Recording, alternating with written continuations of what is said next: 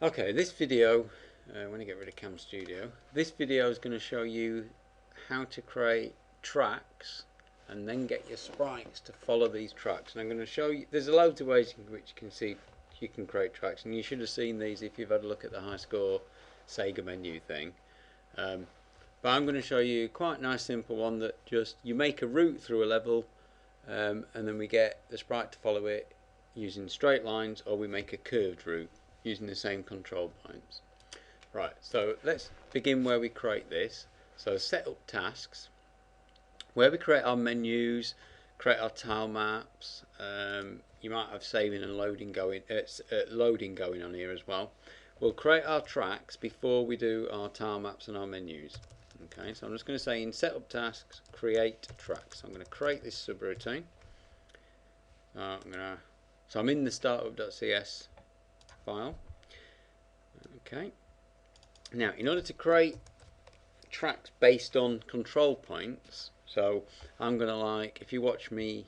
Oh well, let's load up Paint, and I'll show you what I mean. I'll just load Paint up and drag this out. So I'm gonna create. I've not used Paint for a while. Let's use red. Let's make a fat brush. I'll make a fat brush. I have no idea to change that. Doesn't matter. So I want a sprite to follow a path like this. Okay. So my screen area is going to be like this. Oops. Not very.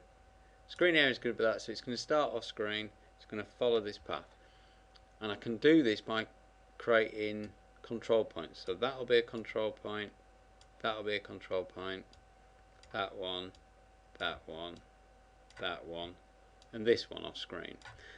Okay, so that's what I mean by control points. So coming back to my code, I'm going to create the control points by making a list of vector 3s.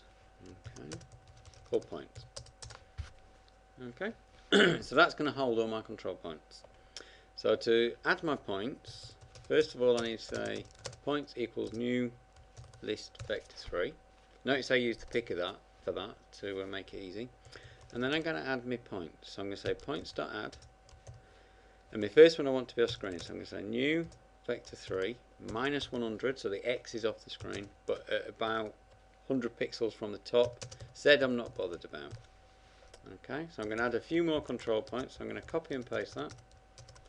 So my next one is going to be 100 pixels onto the screen at the same height, so a straight line. Then when I get there, I'm going to stay at 100, but I'm going to drop down to 250. Okay, then from that position I'm going to go across to 400, 250, so again another straight line. And you'll see this because I'm going to put history on the sprite that's going to follow this. When I get to 400, 250, which is about middle of the screen, I'm then going to drop down again. So I'm going to stay at X400, but I'm going to drop to 500, and then I'm going to go off the screen, so 900, 500. Okay, so roughly like the ridiculous paint diagram I just drew. That is the worst paint diagram I've ever drawn. Okay, so that creates the control points. Now what I'm going to do is I'm going to create two tracks. So a straight one, so I'm going to say graphics.td what shall I call this one? Straight. Right, now that doesn't exist, but I'm going to get the Visual Studio to create that for me in a sec. So to create this straight track, I'm going to use the track helper, and I'm going to say points. Okay, that's the method that I'm going to use. I'm going to give this a name, so it's going to be straight man. It doesn't matter what I call this. This is for debug purposes. Number of points I want. Now when we get a sprite to travel along a path, the more points up to a limit the better, because it will make it move smooth. So I'm going to say about 4,000 points. Okay, and where are the points coming from? Well, it's the control points that I've defined here, so that's going to be points. Okay, right, to stop the TD straight modeling, I'm going to right click and say generate field, and that'll create that for me. So that's a quick way of doing it. I'm now going to create, using the same control points, a smooth curved track. So this is going to be smooth man, and that's going to be using the track helper, but this time it's not going to be points, it's going to be catmull rom open. Okay, and that's an interpolation method. So how do we get between points? So catmull rom is the name of a couple of guys who did it. So this is going to be our curvy. Right, for this one, the way I want to wrote this, you don't define all the points, you define the points between each step. So we've got 1, 2, 3, 4, 5. 5, so I'm going to put about, to make it about 4,000, I'm going to put 800. And it's coming from points again.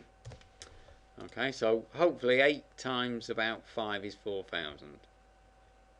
Okay, you can experiment with all these things. Right, TD smooth man doesn't exist, so I'm going to say generate field. So you just right click on thing, generate it. Okay, let's go. So that's it, that's creating the tracks. You can create as many tracks as you want on lots of different control points. Now I'm going to go to my title mode and I'm going to create a sprite. So this is going to be my traveller, I'm going to call it. So I'm just in start title for this demo. So if you've got a sprite in mind, you use that one, but I'm going to do this one. It's just going to be a square block.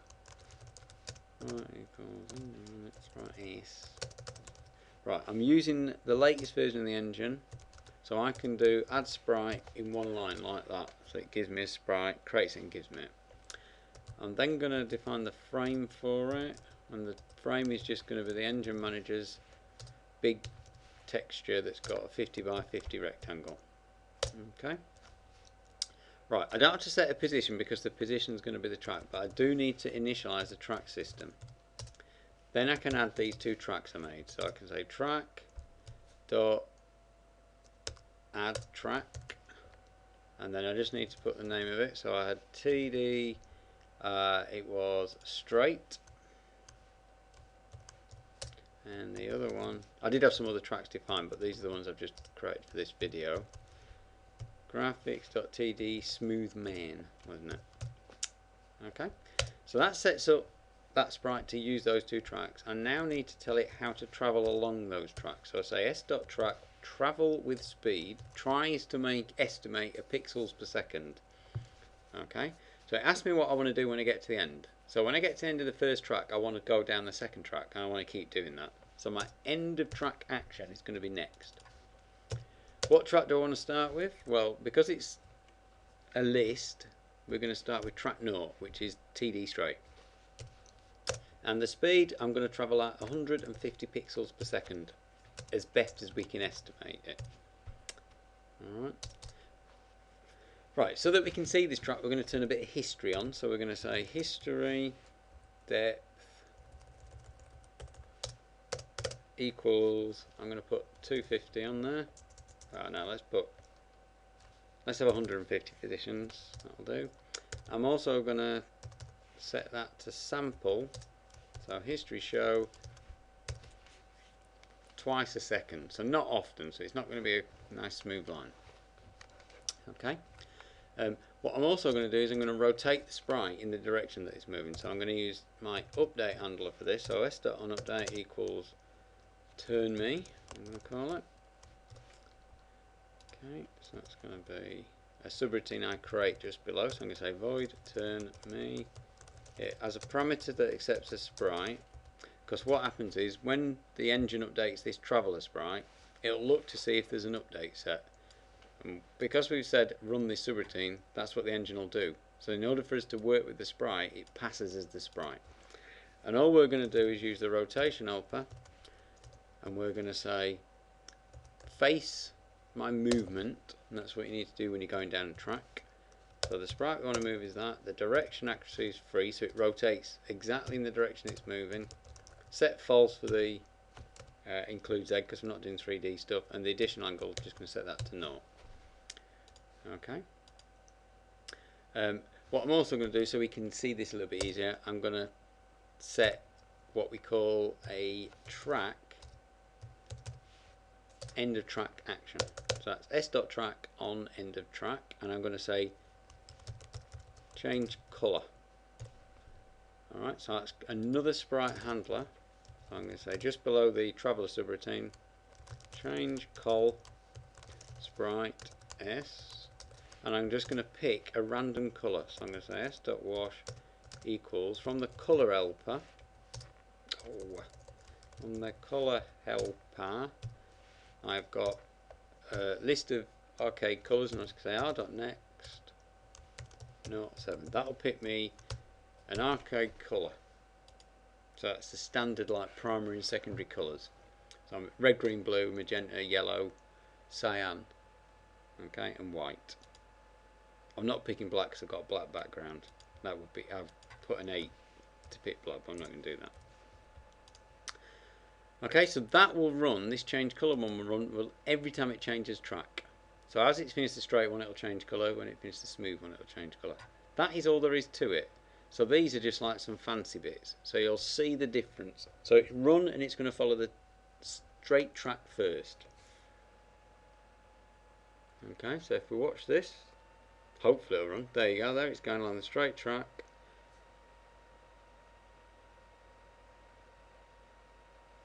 When it comes back on screen, it'll be following the smooth track, but it's going through the same control points. Notice. But it's a nice curve this time. Then it will come back, it's changed colour, it's going on the straight one again. And that's tracks. Very nice tracks. Brilliant for those people who want to do tower defence. What you can get a sprite to do is die when it gets to the end of a track as well if you want to. Or you can create your own special handler like we've done. We're changing colour. But what we could have done is we could have done something else and messed about with things. If I just up the sampling rate on the history, then we'll run it again. So you get a nicer line this time. And that's all there is to it. So all those people doing tower defence, that's how you're going to map it up. So that your enemies can follow the track. Quite nice, straightforward. There you go, I've got a bit more history on it. Bit faster sampling. Get a nicer effect. You can use tracks for lots of nice effects. Well, I think you can anyway. Okay.